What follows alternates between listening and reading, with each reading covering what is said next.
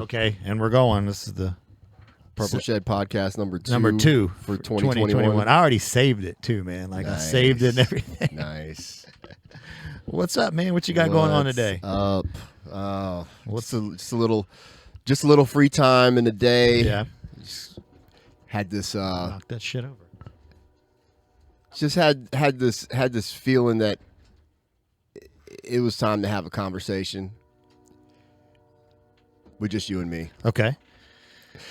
Oh shit! Do you have something to tell me? No, should I stop the recorder? No, it's nothing. It's nothing groundbreaking. Okay. I'm not going to reveal any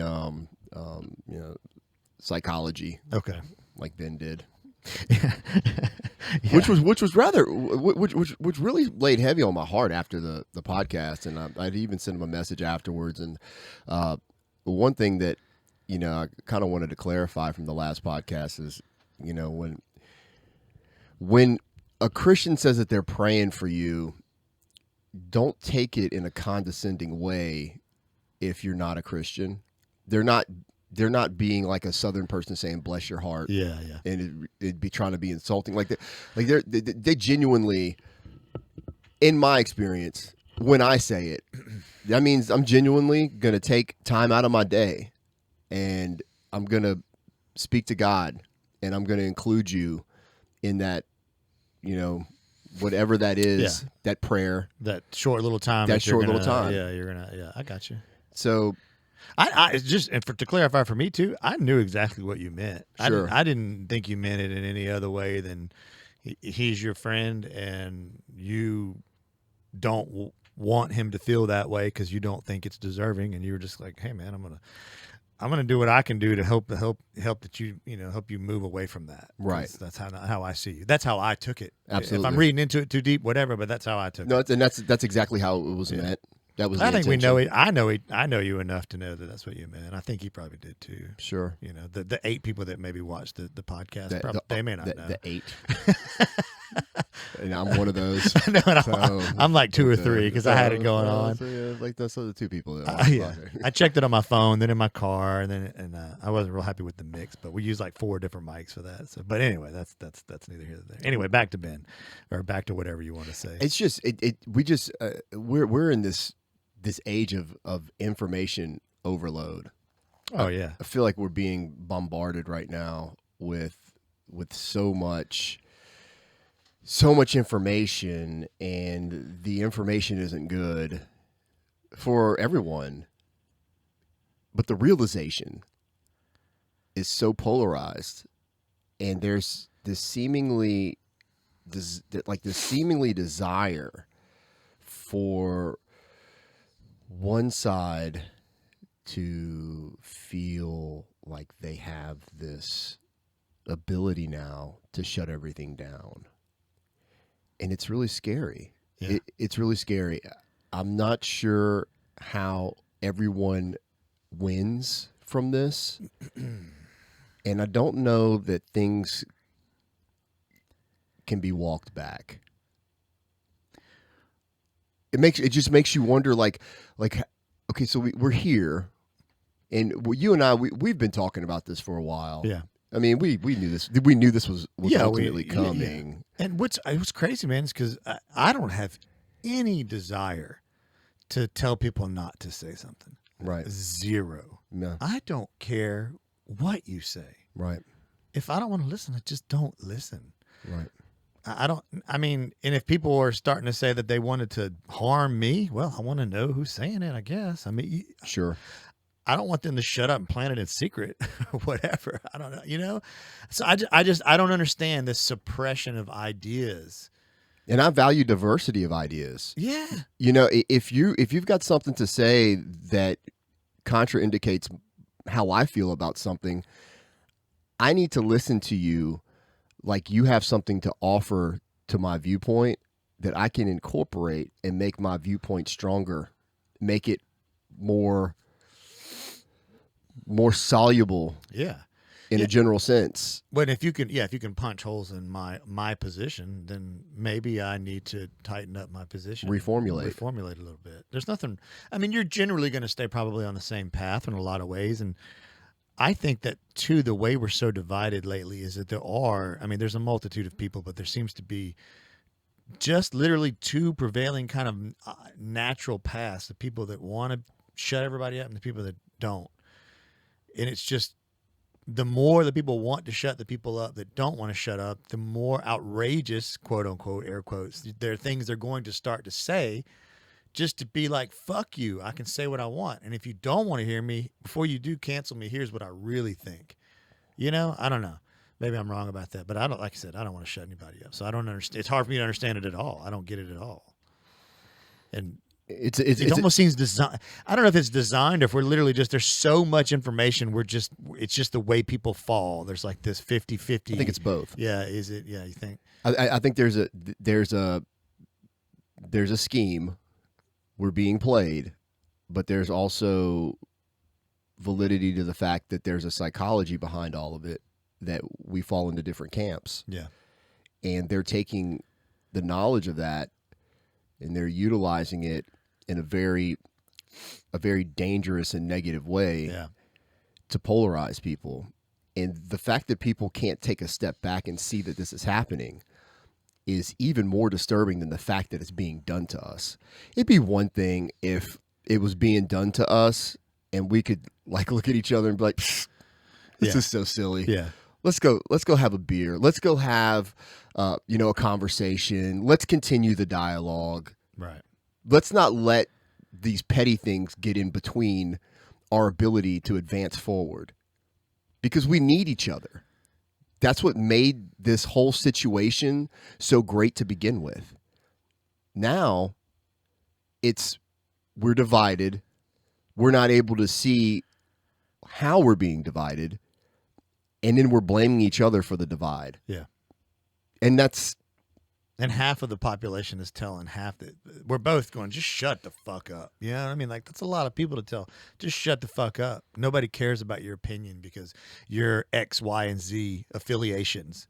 Like, man, that's going to piss off a lot. I mean, people are, they're getting pissed off about it. And I would be upset if a demographic that I wasn't even a part of was being told to shut up. Like, shut up. Nobody cares about your opinion. I would think, like, who are you to tell this person they don't have an opinion? Or if they just start to talk on a corner and people start to listen and that grows, so what, you don't like the ideas? Somebody does. I don't know. And it's out in the open, so at least I know what they're talking about. And at least you know who's who. Yeah, I know who's who. I know how you feel. And I don't care if you hate me. That's fine. But I know it. I mean, you can hate me in secret too, but I don't.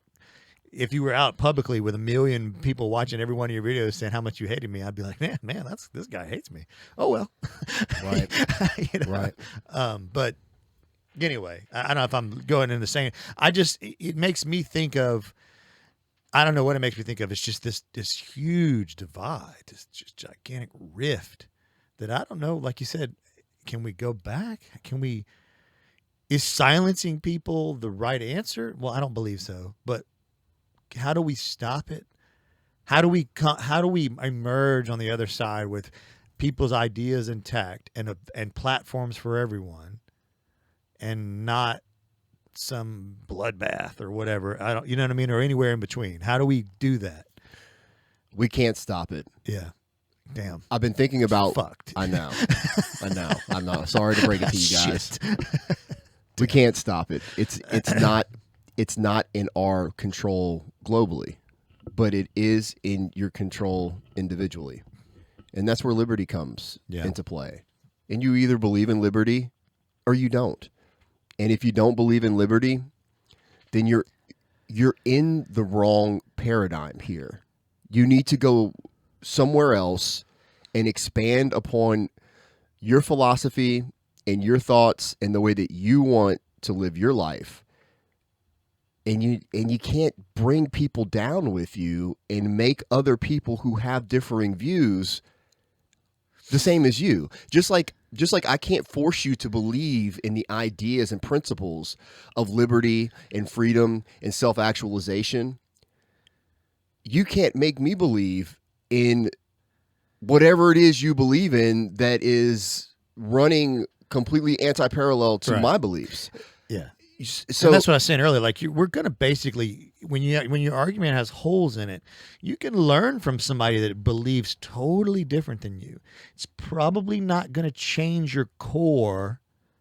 I'm not sure because I know people go through these aha moments and these transformational periods and all that. I get that, but at any one moment in your life, somebody's probably not going to totally change the direction of your thought processes in your day-to-day life and the way you see yourself in the universe. But they may cause you to tighten up a few things about your argument, and that brings us a little closer, at least. I mean, I believe such and such, you believe such and such. How can we coexist? To really put that stupid fucking bumper sticker into how can we really coexist? It's not by telling this group and that group, shut up. You don't have an opinion because we don't think you should anymore, or vice versa. It's about figuring out just, can we have a conversation? You're not going to like everything I have to say. That's okay. That's okay. But, for the most part, they're not just, people get just categorized so easily by somebody that doesn't want to hear what they have to say. Oh, they're just stupid, or they're hillbillies, or they're whatever. You know what I mean? They may have really good points about certain things. They may not. Let's listen, So I was thinking about, like, what are some tools that we can use in times like this? What tools or methods or things that we can do to mitigate the inevitable outcome for ourselves as individuals? And this is really on both sides, right? I think the first thing you have to do is you have to separate your identity from the political climate. You have to step back, and I'm not going to say you can't, but we really shouldn't be identifying ourselves right now politically. We need to dig deeper than that. What's your source of inspiration? What gets you up and going in the morning? What makes you feel fulfilled? I don't think a lot of people know the answers to those questions, man. Like, then we got to start exploring that. And I don't know the answers to some of them. There's this very easy venue for us to plug and chug information and ideas, and it's not something that we're actually ourselves going out there and searching for. We're allowing these systems to just be implanted in us through these different avenues of entertainment. And there's no more self-exploration. It's, this is who you are because we're telling you this is who you are. You're going to ascribe to this philosophy because this is the paradigm we're putting out there for you, and to binge watch for the next 8 hours. Yeah. That's not who we are. We are not entertainment. We are self-actualized human beings. We only have one shot at this, guys. We have one shot. This ride, it ends the same way for every single one of us, okay? In the ground. Whether you believe in afterlife or not, it ends. This ride ends. We're wasting time. You said it the other day. We're wasting time, y'all. Self-actualization, I know it's hard for a 20-year-old to have those moments, those epiphanies of, I'm mortal and one day this ride ends. But make no mistake, in 20 more years, you're going to start thinking about these things. You're going to have children that are going to be built into your calculations for why you want this thing to keep moving forward and advancing in the proper direction. Yeah, I used to get in these like philosophical, I was going to call them debates, but I mean, sometimes we would like yell at each other. A good friend of mine, we don't hang out much anymore, but he worked with me for a little while, and we would like scream at each other about certain things. But my argument a lot of times for him is he would be like, why do you care about this so much? He had no kids. He's 42, 41, had no kids. Couldn't really hold a job down for his entire life. So he never really paid any taxes. He didn't, he had like no stake in the system. Even where he lived was being paid for by somebody else. I mean, he's got a great heart. He was one of those kind of guys. I think, but he just could never get anything going, you know. And I was like, dude, you don't have a stake in this. Like you don't understand it, and you're coming from a point of view of somebody of like a you have like a 15-year-old's mindset. You don't have any kids. You can't hold down a job. You're not paying any taxes. Somebody else pays for where you live. If you can smoke cigarettes and like earn $20 once in a while, that's all you need. That's you know. So maybe you don't like my ideas, but I think if you were looking at the system and the situation from my point of view, you would understand them much better. I've been you before. I've not had any kids and not had a job and had no money and blah, blah, blah. Yeah, I was 15 when that, you know what I mean? I'm totally different now. And I'm not saying that if you don't have a job and you can't, you don't have a say in society, but it does kind of bring your point of view, especially with children and having to live for them and care for them and bring them up and all that. Obviously it changes your point of view about certain things. And he just didn't have a stake. And I think you were talking a minute ago, and I hope I'm not taken away, but you said something and it reminded it made me think like with like platform, like deplatformization and the cancel culture and all that. Somebody out there is going to get millions of views. Somebody's opinion is going to be spread.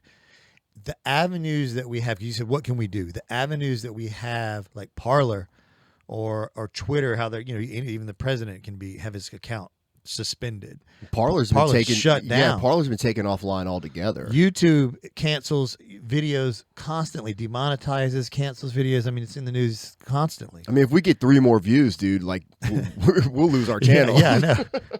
Well, it's these gatekeepers that have been and always seem to manage to be. They're like, oh, just, make your own platform. And then Parler goes, okay. And then they just get shut down because at some level, when you get to a point big enough, you've got to go through these particular channels that always manage to be controlled by a small group of people with this weird progressive-y leftist, not always, because I'm speaking in my lifetime, but this weird progressive leftist kind of grip. How do we get past that? And with enough, even with people that don't think progressively or leftist, and even if you do, that's great. There's like this guilt about it. So you know what I mean? They're gonna eventually force another avenue. Yeah. So there's gonna be, another way for an underground way. That's just the way humans work. Yeah, right. If you tell humans you can't engage in this activity, well, then that activity goes underground. Yeah, it goes into a black market, and that's when either incredibly new ideas and new ways of thinking and being emerge, or dangerous things happen. And I think we're at that crossroads right now.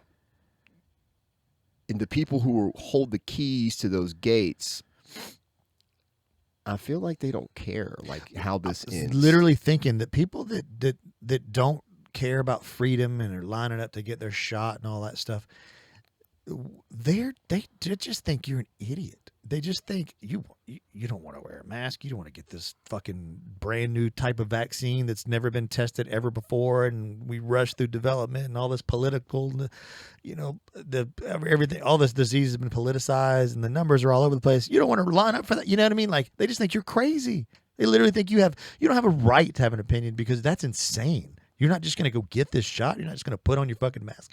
You know what I mean? Like you shouldn't have an opinion then. You're an idiot. I mean, I have friends with some of them on various social media, people that I went to high school with, and that's kind of how they think. They just think you're an idiot. Yeah, it's very judgmental. Yeah, super judgmental. Like, no, these are people that were, knocking trash cans and mailboxes over with me when we were kids, and now they're like, put on your fucking mask, you idiot. Right. Like, what?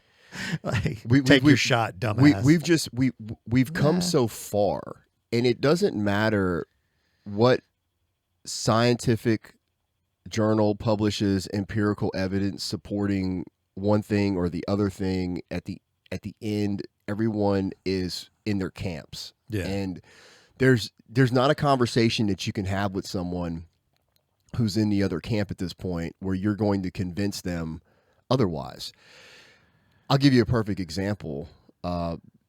When this whole thing with the mask started, there was a website. It was like the American Academy of Physicians and Surgeons or something like that. I forget the exact the exact name of the foundation, but they had a site with accumulated articles talking about the efficacy of masks in the clinical setting.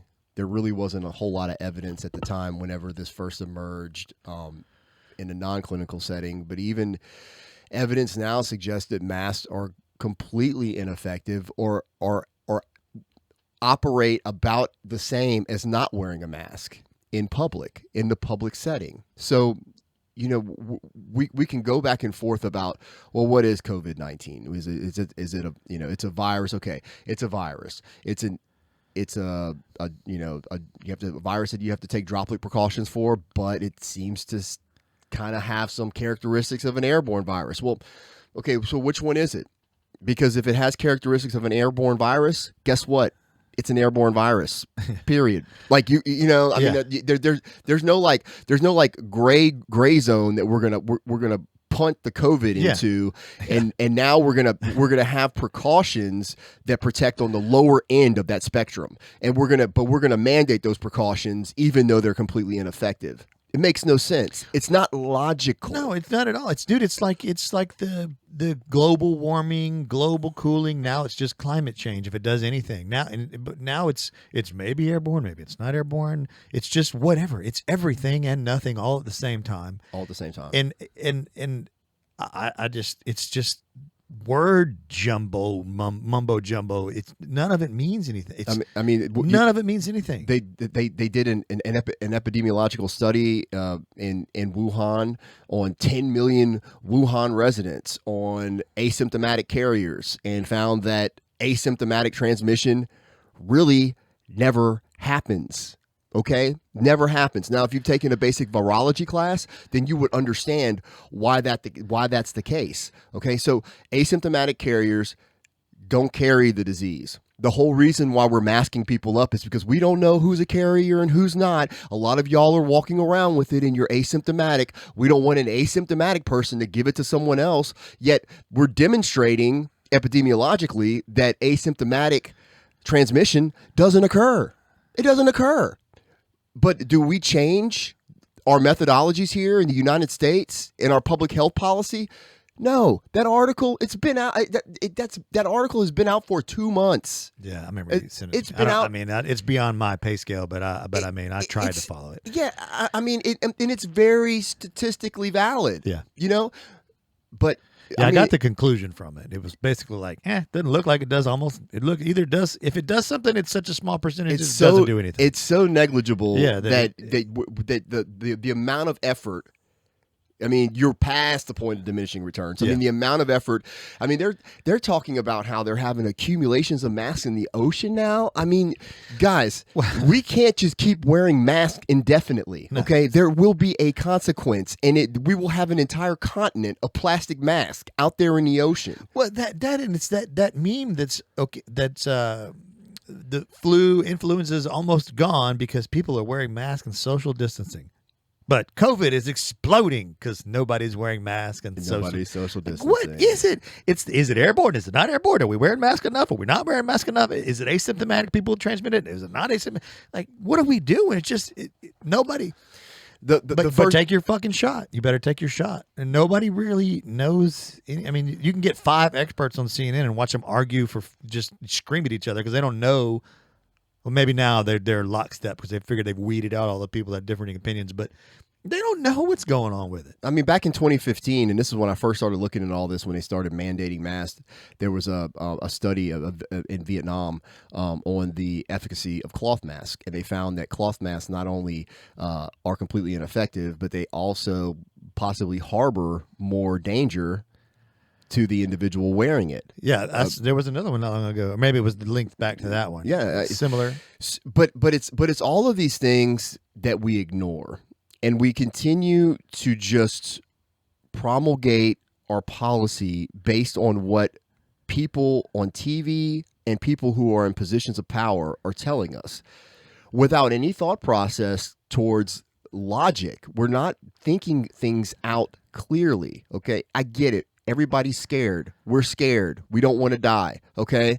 Going back to what we just said a little while ago, this journey ends the same way for everybody. Okay. If you're going to live your life in the state of constant fear, your cortisol levels are going to be so elevated. You are going to end up either in a psych hospital or having cancer, or some other metabolic pathway is going to break down, and you are going to have a comorbidity. You know what drives me nuts about all, even more than thinking about that stuff? It's just the stupidity of the certain things. Like, I went to Taco Bell the other day, and they make my burrito in the back with their hands. I guess they got gloves on or whatever. They're handling all that shit all day long. They rolled up the beans and all that stuff, rolled up the paper around it, put it in the bag for me, took my cash, gave me change. But then when they go to hand me the bag, which they have to fold over and put a sticker on it now to keep it closed, they put it on a tray. Makes it COVID safe. They put it on a tray and then hand the tray out the window to me, and I have to take it off the tray. They've been handling it for 5 minutes back there, or Taco Bell's case, maybe 20. You know what I mean? I just want a burrito. But, and my money and everything, and they got to put it on a tray. It's like, you don't have to do that, man. Just put it in my hand. It's just now this big tray's got to come out the window, and I got to I want my fucking burrito. Through a plexiglass. Dude, what is the plexiglass? What are we doing? It's just idiocy. It makes no sense. And we're not thinking about what we're doing. We're just doing it because we're being told to do it. Piling that shit on. We just keep piling all these things on. I mean, okay, we can argue about masks. I can visualize how a mask may work. I could see that if I coughed right, if I'm a foot from you and I sneeze, it's going to catch bulk pieces of the particles. Bulk droplets. You're not going to sling a booger on me. I'm probably not going to be able to loogie into your eyeball, but that's about it. Yeah, that's about it. But then I'm going to get in my car and I'm going to take it off with my hands, and I'm going to use my phone while I'm walking around the store where I sneezed into it. I'm going to handle things with my hands. I'm going to scratch my nose. I'm going to wear this. I've probably been wearing the same mask for days because it's just been hanging off my stick shift in my car. It doesn't make any sense. It's disgusting. Don't wear one. Yeah. If you go to sneeze, there's people there. There's people there. I'm going to sneeze over here and cover my mouth. I mean, it's just sneeze into your elbow, man. We've been doing it since we were kindergarten. I mean, that's what we did before this. That's what we did before this. You got a jet? I didn't know. No. I'm good. Okay. I'm good. And then we just keep piling those things on. Just those little dumb things. We just keep piling them on. Yeah. Walk this way in the aisles and not that way with the stickers at Walmart and stuff. Like, nobody does that shit anymore. People were doing it at the beginning, and I was like, this is going to last about a day. And they don't use them anymore, obviously, because it's done. But they keep trying all these ridiculous things. I don't understand. That are so clearly ridiculous. And what it really lays the groundwork for, like the foundation for, is this negative feedback loop. And that's what we're caught in right now. Yeah. We're caught in this negative feedback loop. So my commitment is to myself and to my family is to be positive about things, and to, spend more time looking at how we can change things in our local setting, because the things that are going on in Washington, D.C., they're out of our control. Okay. We're not going to be able, Trump supporters, you're not going to be able to stop the inauguration. No. Okay. Whether or not the Democrats stole the election, it's irrelevant now. We've got to move forward. And I agree with that 100%. And, unfortunately, for a lot of people, you're going to learn today. You're going to learn today. Things are about to quite possibly get very draconian in very scary ways. They're already, they already are. They're canceling. They're silencing people. There's people that are literally introducing bills in other states. Trump could have talking about isolating people that won't wear masks and take the vaccine. What in the fuck? Trump could have stood up for all that, but he didn't. He could have at least said, toed look, the line and all that. So he could have at least said, look, Biden's going to be president in a few days, but here's a list of bullshit. Okay. if y'all would let me, I would change. I'm trying. I've been trying to change X, Y, and Z, and A, B, and C, and all this. All these things for you guys, math, whatever. He's not doing it. He's not. He hasn't done. They haven't let him do anything. Even it's hard to find out. Like, what is Trump doing? It's hard to like Google it, see, because you gotta scroll through 45 pages of Trump bashing to get to any like initiatives, or he visited a factory in Oklahoma and he's hiring 1,000 people and the tax breaks and they did this and he did that and he did this and he rounded up 500 pedophiles, child sex operators as well over the last 6 months. Like, that stuff's hard to find. It's there, right?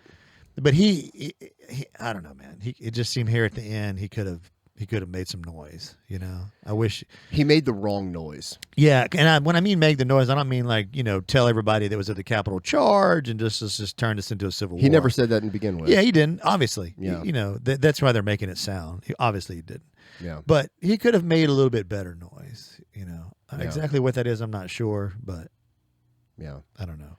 Well, now you have a lot of people out there that feel very hopeless, and if you thought that, could have not thrown them all on the bus for sure. I mean, if you think going after 70 million people because they voted for Trump is a good idea, you got another thing coming. And I would just urge anybody on the left right now that's calling for unity, mean what you say. Yeah, because I mean what I say.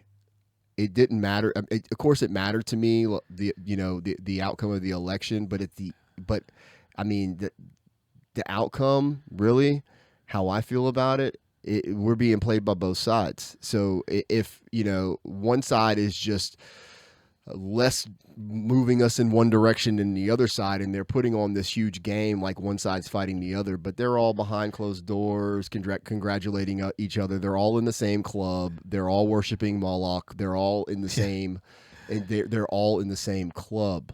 Okay, we not in it. Yeah, we're not in it. So if we can stop fighting amongst one another, then we can truly aim our focus in the proper directions. And until we can do that, and we can move past that, and we get past all this petty stuff, we're going to continue down this road. It's going to be a very, very bad road. Barrett, I have some very dark visions of the future, and it's put me into a headspace that's not necessarily healthy in a lot of ways. However, I feel like I have a lot of control of my headspace, so I allow myself to go into those dark places about where things could possibly go, but then I emerge out of it thankful for where we are today, thankful for this moment that we have now. We have to find the present, and we have to invest in the present. Worrying about the future is not my concern. I can't personally spend time worrying about the future. I can prepare for things that could potentially occur. I think it's smart to war game these things in your mind. Sure. And making the proper preparations, I think, is a necessity for survival. But consuming yourself in it is something else completely. And I find a lot of people right now are consuming themselves in this dark space in their head. And we've got to get out of that. We've got to shine some light into that. We got to swing the pendulum. You're making me think of like 10, 11, years ago, maybe a little more, when I first started kind of realizing that what you see on the television and what you kind of hear in the mainstream type news situations is not like, oh, there's this whole other world going on. Right. And I went down a very dark road. When you start like really for the very first time looking into like the New World Order or Bohemian Grove or the Federal Reserve, those kind of Alex Jonesy from a decade ago conspiracy theory type stuff. I mean, you can like if you're opening your eyes to that stuff for the very first time, you can really get concerned about the future. And I feel that way a little now, but I'm like you in the sense that I'm looking at it from a different point of view. Because we've been knowing all of this for a long time. Yeah. I'm like you. The first time I would say Beyond the Pale Horse. That's the I never actually. Is it Beyond or Behold? Behold. I'm sorry. Behold. I'm sorry. Yeah, yes. I was like, yes, have Behold. I been saying it wrong? Behold. No, it's Behold the Pale Horse. That's right. I've never actually read that. Yeah. I've heard an excerpt from it. I read it when I was really young, but again, like whatever, you put it to the side. Yeah. It's time to go to a cake party. Yeah, that kind of stuff. Hey guys, did y'all ever hear about this aliens underneath the White House? Shut up, dude. Take another shot. Yeah. That kind of stuff. So, But I mean, but there's probably some truth sprinkled in it too. There is. I'm sure there. Well, there's definitely some theory in there that emerged way later on. And you can go back and you can look and be like, well, he was right about the gun control stuff. He was right about the psychological operations. He was right about the economic control. What makes me I like I said, I never actually read the whole thing, just some parts and pieces, and like watched some little like short clips about it. But what's interesting to me with that book and situations like it is that somebody who was because he was a general or something. Was he or way up in the military in some kind of way? And it's like he thought like this, at least enough to write it all down. Right. I mean, like, wow, even if it's all bullshit, that's a crazy imagination for somebody in that position. And then he was assassinated. Yeah. Was he? See, I didn't. Yeah. What's the guy's name? I don't even remember his name. I'd have to Google it right quick. But William. Oh, well, fuck. I put us both on the spot. Yeah, I know. Boo. Don't put us on the spot. I Google it real quick. Hey, what's that book you're reading right now? What's it called? The Archer. The Archer. By Paulo Coelho. Okay. I think have we talked about this before? So good. Or is there another book that he wrote or something? The Alchemist. Oh, that's the one. Okay. The Alchemist. Yeah, I gave a copy of that to Ben. Okay. For him to read. Okay. Yeah, he's written probably at least a dozen books. How is he? He's passed away now, right? The guy? Or no, he's still alive. Yeah, this was published in 2019. Oh, okay. The Archer was. Okay, I didn't know that. Yeah, he's still alive. He actually he's from Brazil. He trains judo. Oh, okay. So cool. Judo. He never wanted to go judoko to the ground for very long. You ever want to be hit by the earth? Yeah, and make the earth hit you. I'll hit you with the earth. What are we doing? You're looking up the book. Yeah, just real quick. I hate to talk about it and then not be able not to remember. But yeah, it's just so I went down that path, kind of those types of like 9/11 conspiracy stuff. I mean, Milton William Cooper. Yeah. Okay. So Bill Cooper. Bill Cooper. Okay. Yeah. So he was assassinated on his porch by the IRS and the sheriff's office. Really? Yeah. They just showed up and wanted to like search him or something. Gunned him down on his porch. What the fuck? Yeah. Just right before. Actually, this happened. I believe this happened, if I remember the timeline correctly, right before 9/11, and then Alex Jones kind of picked up where Bill Cooper left off. Yeah, because he started talking about like attacks on the World Trade Center and those types of things. He was talking about Alex Jones was talking about it on his radio show in July of 2001. Yeah. And it, obviously 9/11 happened September 11th, 2001. Yeah. And the reemergence for me into that dark headspace was when Loose Change came out. Yeah. Can you even find Loose Change online anymore? I'm sure. You sure? Okay. I'm sure. I haven't looked in a while, but I remember it was hard to find. It was actually, I think it was on Netflix for a little while. Oh, if I'm not mistaken. Oh, dang. Okay. Yeah. I didn't know. Yeah. So Loose Change came out, and that was kind of around when I first found YouTube as well. Yeah. It was like 2006, and I saw Loose Change, and I was like, whoa, whoa, this is different.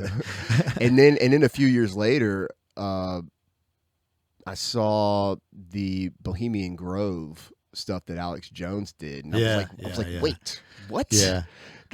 These people, they congregate in the woods and worship the owl god. Do a mock sacrifice and burn what's supposed to be the effigy of a child in the fire. Yeah. Like, what? Yeah. And people that are like, oh, it's just like a gentleman's club. Like that's not a gentleman's club, man. That's not what that is. Gentleman's club is cigars, talking about your past girlfriends and stuff, and hunting and bullshit, and like, oh yeah, the stock market's moving. That's not getting in the woods with togas and burning shit, and and whatever the fuck they're doing. Yeah, that's really outside the realm of where I want to be. I don't want to be there. No, man, that's not a gentleman's club. It's way past that. No.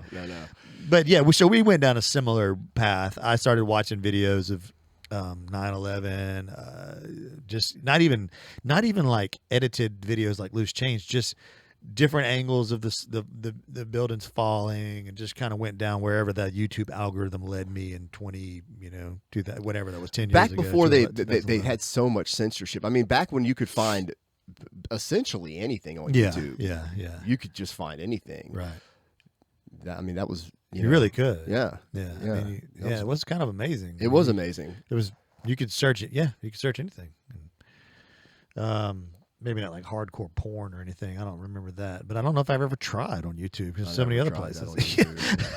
What's the point? You watch porn on YouTube? That's weird.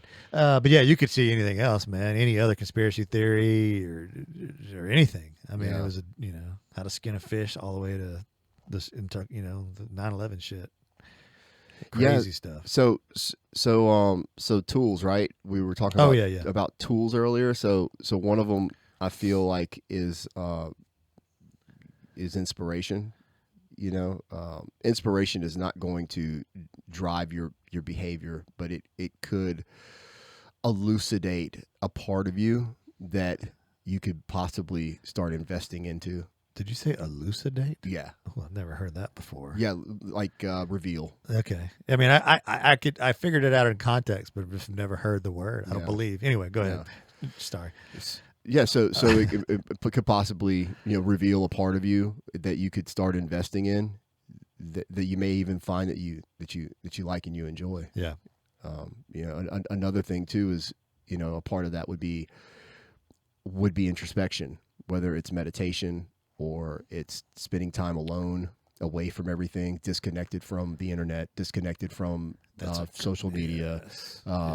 Even possibly, if possible, disconnected from other people, just you and your thoughts alone, and spend some time with yourself and your thoughts alone. Yeah.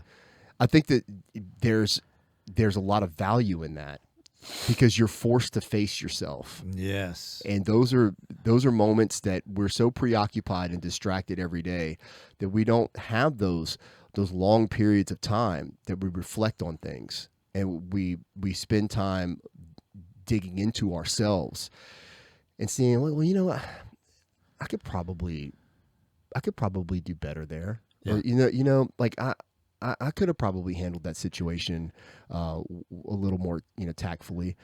Why don't I try better next time? Yeah. Do better next time. What could I? What is it that I could do to do better next time?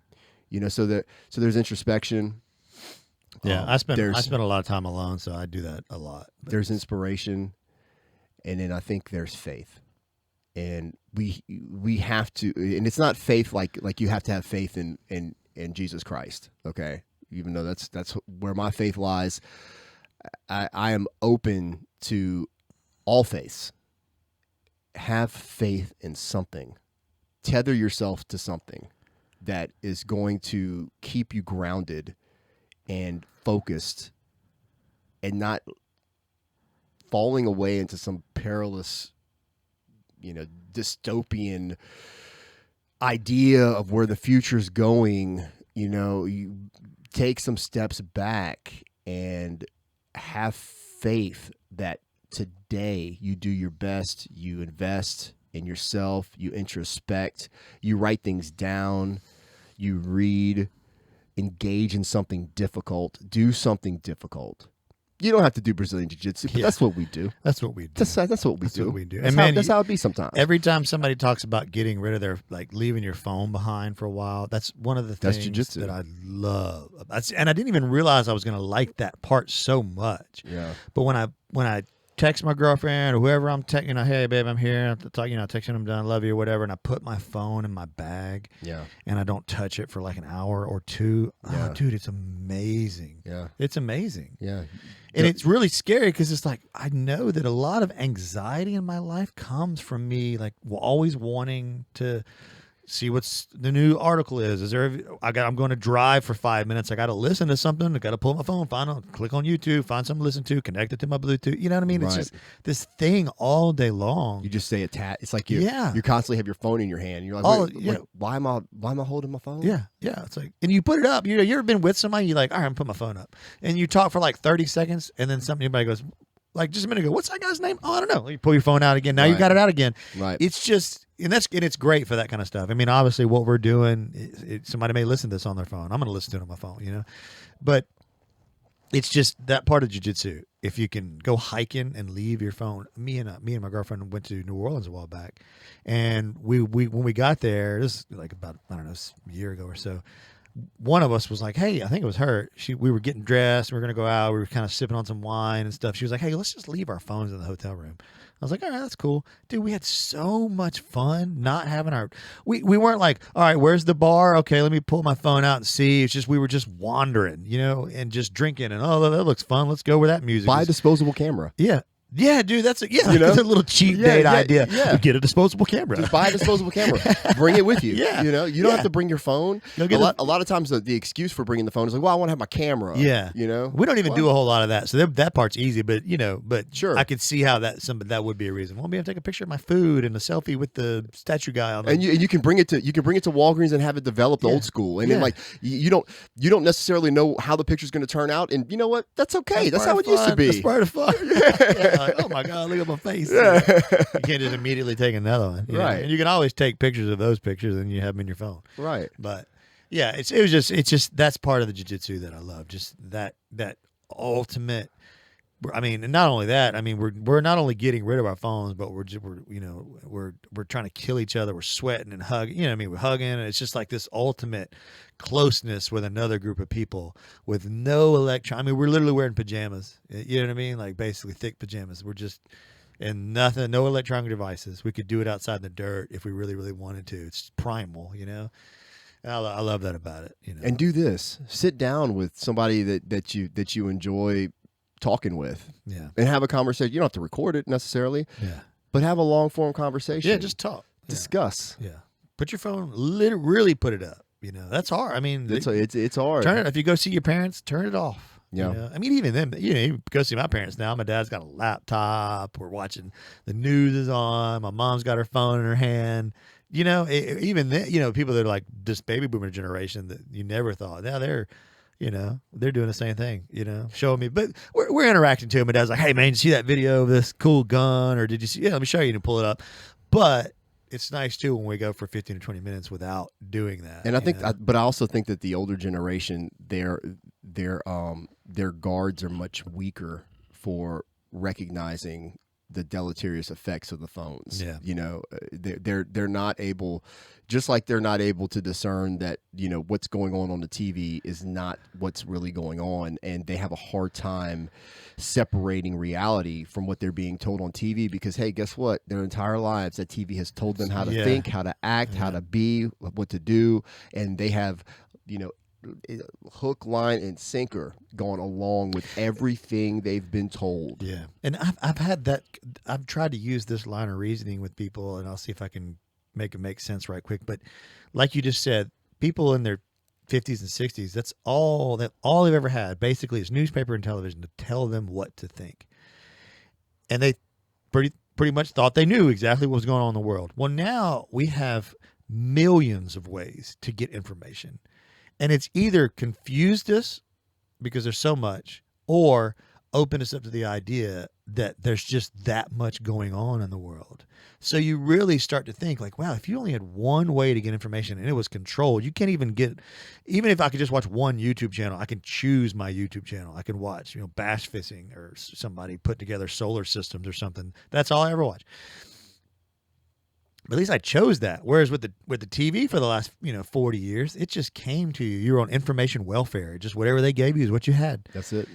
So, Information welfare. I like that. and it's like, how can you, if you think you knew what was going on when you had one source of information, and now there's just an almost unlimited source of information, we still don't know what's going on. Not anymore. Well, it's getting chipped away. Yeah, it's definitely narrowing the bridge. And it's becoming that. It's going back to that one. Even though it looks like multiple sources of information, it's all one theme. The theme is moving in a direction. Oh, there's still 1 million channels on YouTube. Yeah, but they're all saying the same thing. And if I say this, then my channel gets deleted. Some robot algorithm goes, nope, delete.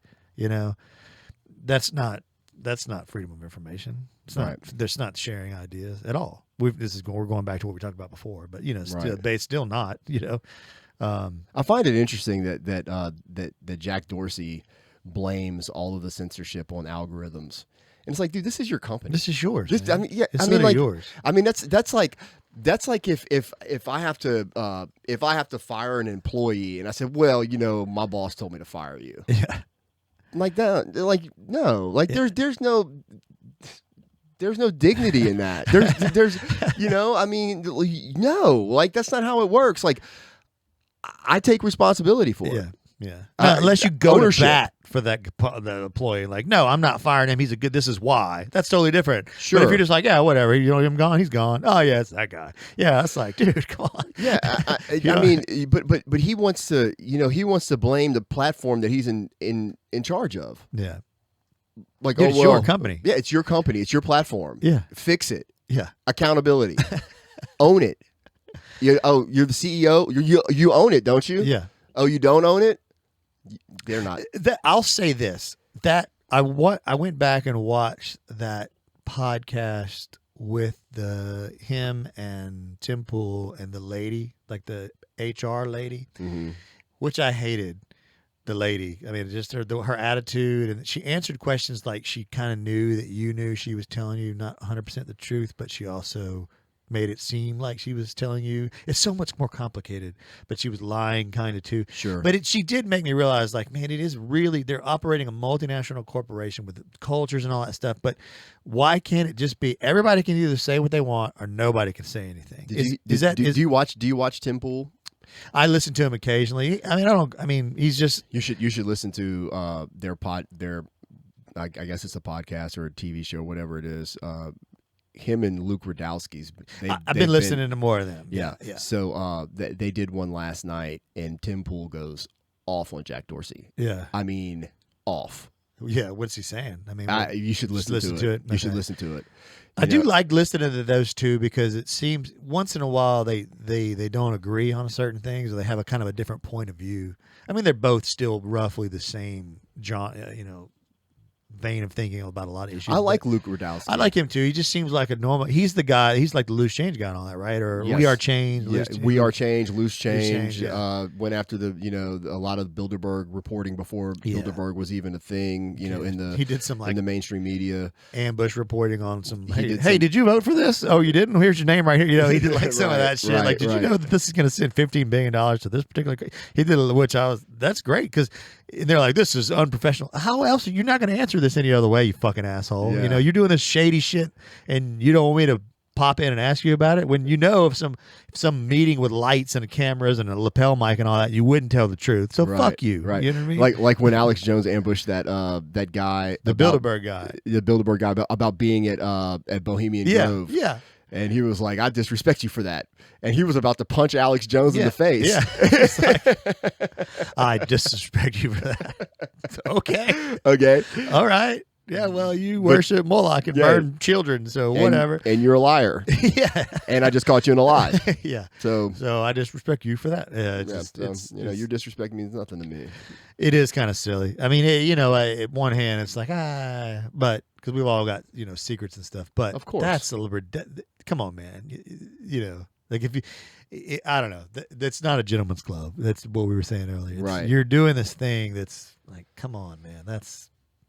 I don't know. Somebody argued one time about how Catholic Church in the Bohemian Grove. Who was this? Probably some crazy podcast. Like the Catholic Church has all these, churches in general have all these rituals of the kneeling and the praying and the up and the down and the body of Christ and all that. But then they, you know, it was like, well, okay, I get that, but it's just, it seems shady because it's done in the dark. You know what I mean? That's the thing. It's kind of done in secret. Where anybody can go to a Catholic church and just participate or watch or whatever, you know. Whereas that was like this shady in the woods thing that you had to literally infiltrate to get to see what was going on. Sure. And you're infiltrating it, and then it's all these powerful people. It's like, I don't know. Yeah, strange times. How long have they been doing the Bohemian Grove thing? I know they've definitely been doing it since like Nixon for sure, because there's pictures of Nixon and really out there. Yeah, there's those old black and white pictures. I would imagine they've been doing it for quite some time. Yeah, you know, these are things that have been going on behind the scenes since scenes were even formulated. Right. So, yeah, you know, I mean, this country was based was built upon by a lot of Masons. So, I mean, you know, the Washington D.C. itself. I mean, when you look at the layout for it, and a lot of the temples and artifacts imagery there, and all imagery, that in money and stuff. you know, on the money. I mean, you know, we're you know, we live in a world inside of a world inside of a world. Yeah, you know, and we're very much insulated from that primary world that we live in. You know, we are in a matrix. Yeah. We're kept and sustained in captivity, and we are our own captives, and we allow that because of the comforts and the inability for us to truly realize that there are mechanisms of control in place, and we refuse to look at that. We refuse to accept that. And it's okay. I mean, I'm, you know, I was, and I still am. I'm a very happy person. I love life. Yeah. I love raising my children. I love having a job that's fulfilling. I love waking up every day. You know the opportunities that that present themselves, creating opportunities that don't present themselves. Like, these are all things that I love to engage in. And we really should all find value in what we do. That's where things are going awry right now. This devaluing everything and taking away a lot of traditions that are the cornerstone of our personalities and our culture and our civilization. So I think that you got to find inspiration, guys. You got to stay tethered to faith, and you've got to introspect. You've got to look at yourself, engage in something difficult, engage in making yourself better. Learn something put yourself in an uncomfortable situation and learn something from it. 100%. I mean, and we, all the time we talk about we're broken records with the jiu-jitsu, but that it shows you the value of being uncomfortable and persevering through something. It really does. It shows you what you can, that you're capable of so much more than you really think you are. You know, when you have to be and all that, and then it kind of becomes second nature in certain circumstances. You know, it's like, well, okay, well, I'm in a tough spot. All right, I just have to figure this shit out now, and then you're a better person on the other side of it. And when you force yourself into those positions, when they happen without your control, you're just that much more prepared for it. You know, at least that's the idea, I guess. Feels that way. It sharpens your body, sharpens your mind, sharpens your soul. Sharpen your soul, people. Sharpen your soul. I do got to get out. Okay, man. I got to get back to work too. All right. 2021. 2021. What's the date? Number 2. January 14th. Number 2 of 2021. We love you guys. Love you guys. Bye. Later. All right, that was fun. Yeah, man, we can do that.